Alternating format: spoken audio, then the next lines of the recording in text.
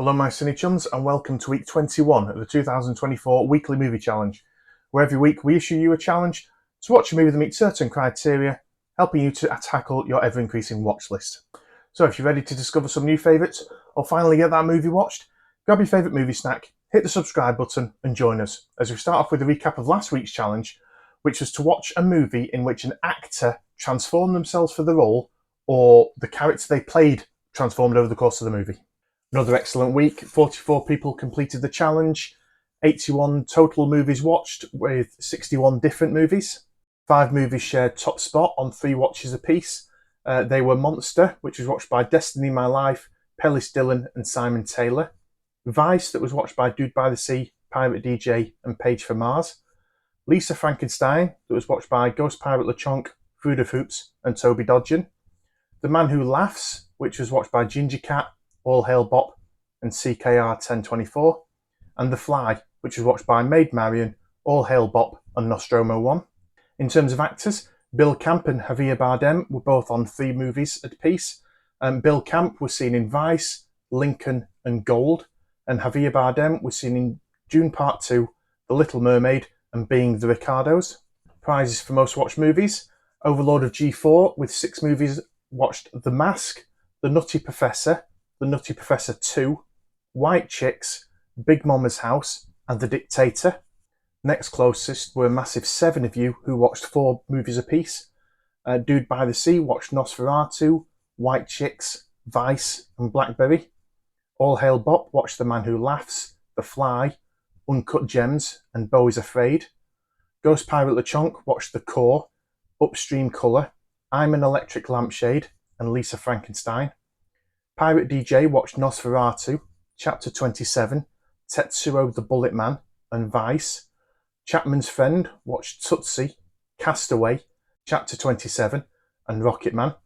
Toby Dodgen watched Predator 2, Star Trek 6, The Undiscovered Country, Being the Ricardos, and Lisa Frankenstein.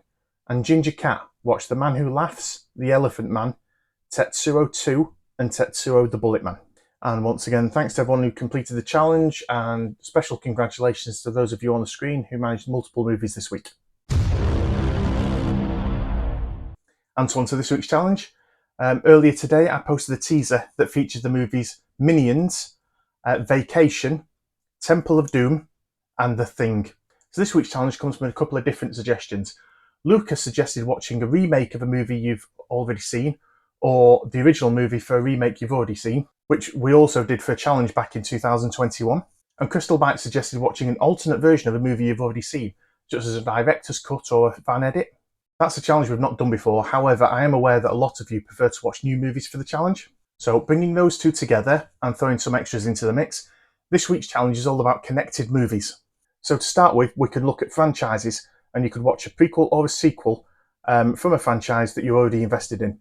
So for example, some recently released movies that are sequels to current franchises. There's Godzilla Minus One, The Equalizer 3, Trolls Band Apart, Dune Part 2, Godzilla x Kong, Kung Fu Panda 4, Rebel Moon Part 2, The Strangers Chapter 1, Furiosa, or Ghostbusters Afterlife. You could watch a remake or a re-imaging of an existing movie. Sometimes classic gets a new fresh coat of paint, and it's fun to see how that's been interpreted. So again, 10 recent examples: Mulan, The Invisible Man, The Witches, West Side Story, Dune, Candyman, Pinocchio, Mortal Kombat, Death on the Nile, or The Little Mermaid. You could explore movies that have a slightly different connection. So maybe not necessarily the same franchise, but share characters, plots, scenes. So for example, in Jackie Brown and Out of Sight, Michael Keaton plays the same character. The Raid and Dread both feature similar plot lines about the police working their way floor by floor of a large building to arrest the baddie who's holed up at the top. Battle Royale and Hunger Games both involve deadly games with young participants. Perfect Blue and Requiem for a Dream are connected because Darren Aronofsky was so inspired by Perfect Blue. He bought the US rights so he could recreate one of the scenes in Requiem for a Dream. Pulp Fiction and Reservoir Dogs are connected. They share the same Tarantino universe with overlapping characters. Another case of an anime becoming an inspiration for a movie. Paprika is said to be the inspiration for the movie Inception. Rules of Attraction and American Psycho are connected. both written by Bret Easton Ellis, and the protagonists, Sean and Patrick Bateman, are brothers. A Million Ways to Die in the West features fleeting connections to both Django Unchained and Back to the Future. In Spy Kids, the children have an Uncle Machete. Machete, of course, went on to star in his own movies. And Commando, Die Hard 2, and Predator are all connected thanks to the fictional country of Val Verde. So going back to Crystal Bites' suggestion of a movie, an alternate version of a movie you've already seen, that could be a director's cut, an extended edition, or a fan edit, such as the infamous Kill Bill The Whole Bloody Affair. And if you're interested in fan edits, I highly recommend the fan edit subreddit. And finally, you could revisit 2022's Week 40 challenge, which was to watch the first movie of a franchise you've not yet started. So let us know your favourites in the comments. If you've got any suggestions, recommendations, any quirky movie connections that we haven't mentioned in the video, let us know. And on that note, thanks for watching. Good luck with the challenge. We'll see you next week.